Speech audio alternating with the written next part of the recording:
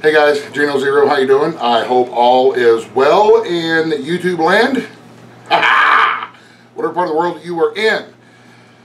Best part about summer and the best reason to take care of your chickens during the summertime, believe it or not, is homemade ice cream. Oh, that makes a happy big fat guy right there, I'm telling you.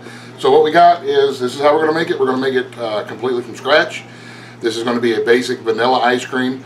We'll get into the flavoring later on down the road. So what we've got here is we've got a saucepan warming up on our stove. This has got 2.5 cups of half and half in it, warming up. Here we've got 1 cup of granulated white sugar. Here we have 8 egg yolks, no whites, just the yolks. We have 2.5 cups of heavy whipping cream. Now, you can use like whole milk, something like that, but it won't be as creamy as using a heavy whipping cream. And since it's ice cream, we want to try to use the creamiest thing we can, because it does make it a lot better and a lot smoother. We're going to use about 4 teaspoons of the vanilla extract flavoring and a little bit of a dash of salt. Disclaimer, this is by no means a healthy and or good for you type treat, but it is delicious. So it's got a lot of fat in it and it will make you not quite as big as me, but if you eat enough of it, who knows. So alright, first step is we are going to let our half and half come to not a boil. I'm going to say about 180 to 190 degrees roughly. We want it just steaming to where it kills off any bacteria that's in there. And then once we get to that point, we are going to bring the cream over to the eggs and not the other way around. We don't want to curdle. We don't want to make scrambled egg ice cream, because that would be probably pretty nasty. But we'll get to that step here directly. So first step, 2.5 cups of half and half in a saucepan on the stove, warming gently. You don't want to scorch it. You don't want to burn it. You want to bring it up nice and slow and gently. Your patience will be rewarded, as the great Alton Brown often says. So we're going to let this warm up and we'll get right back with you here directly. Okay guys, our half and half is just about ready to go. I put on some gloves. Yes, I always try to use gloves and an apron, because I don't want anything from my shirt or my hands falling off and contaminating whatever it is that we're cooking, and it's just a good all-around safety precaution. All right, now I'm going to take our 1 cup of sugar and beat it into our 8 egg yolks till it gets nice and mixed thoroughly. Remember, a big part of cooking anything is to make sure that all of the ingredients are well integrated. That is what you want to do. Remember, you don't want to whip your eggs, you don't want to beat them, you don't want to puff them up any. If you whip egg yolks, they will puff up on you. You just want to mix them all together just like that. Now we are going to take our half and half hot mixture and we're going to add it to this slowly as we're moving it around. We don't want to curdle the eggs. We don't want to cook the eggs. We don't want to scramble the eggs. We just want to make it a nice mixture, almost like a custard. Mixing it slowly. You can see that it's not boiling and it's not scorched. It's just nice and steamy, and it will loosen up the fat in the egg yolks.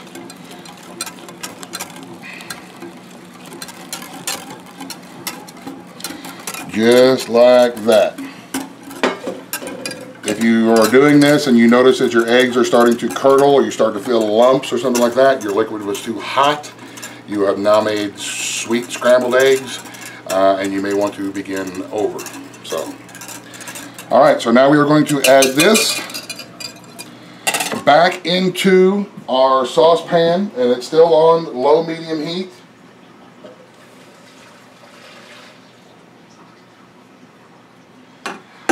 Just like that. We are going to add our 2.5 cups.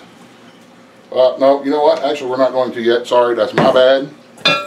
What we're going to do is we're going to bring this back up to temperature, just like we did before. Sorry, I got a little bit ahead of myself. We're going to bring this back up just like it was before, to where it was about 180, 190-ish degrees, and it just starts putting off some steam, and then we will go to the next step.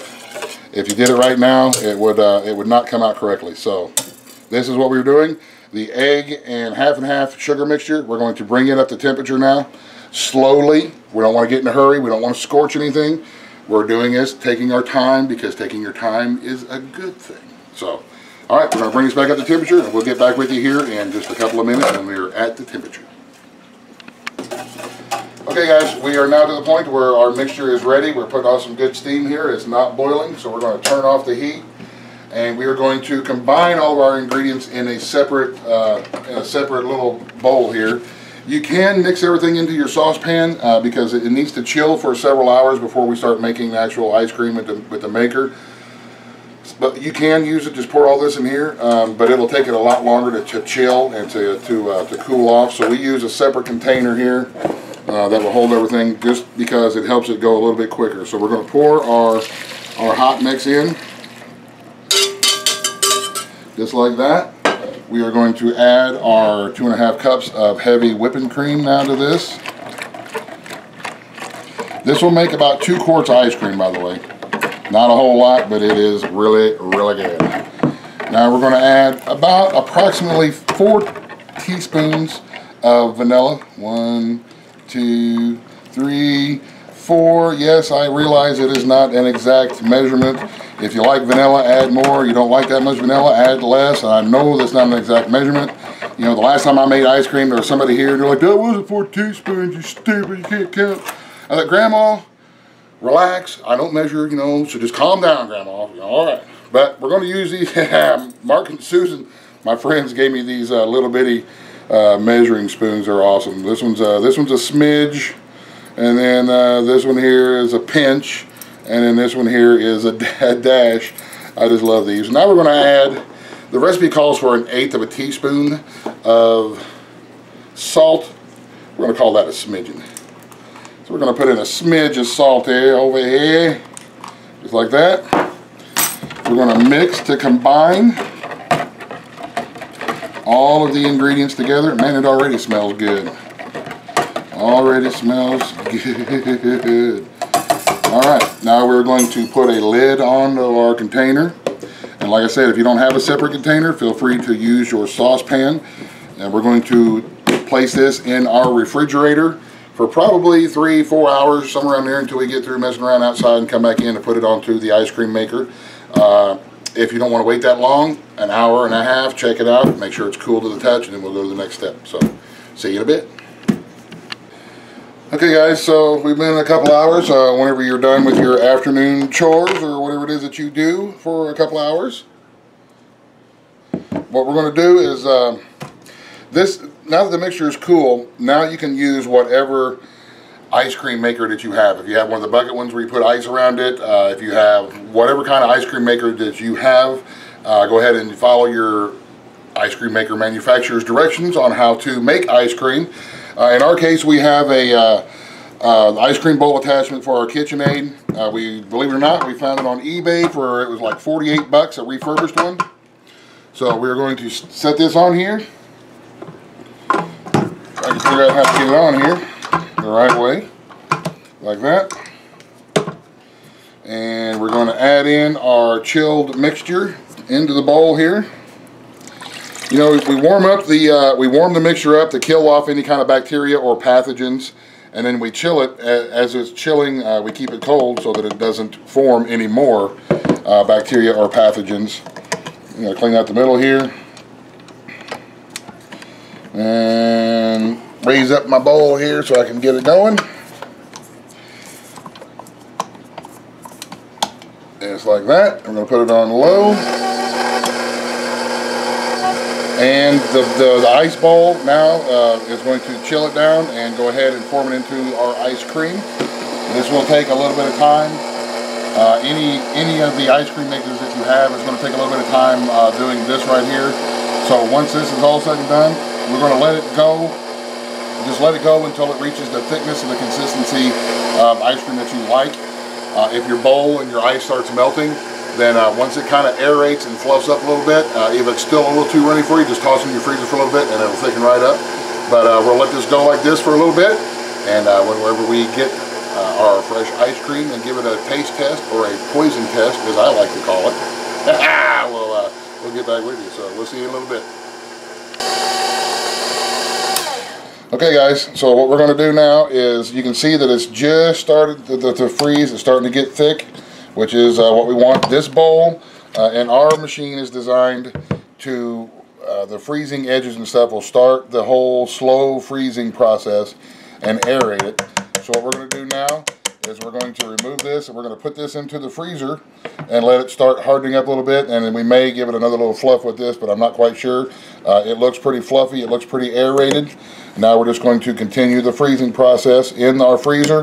Like I said, use your manufacturer's instructions. But once this bowl here has started the slow freezing process, you don't want to freeze it really, really fast, because fast freezing makes big crystals of ice, and you don't want big crystals of ice because that doesn't make very good creamy ice cream. You want a slow freezing process to make little small ice crystals so that you can have a nice creamy ice cream. So we're going to pop this in the freezer and we'll see you in a bit. Okay guys, this has been in the freezer for a while. You can see it's starting to freeze up nice and slow, so we're just going to give it a stir and get everything. It's going to start freezing around the edges of your bowl first. So we're just going to stir it around nice and easy. Fold it up and let it continue to freeze. It is not very thick yet, but it will be. Trust me.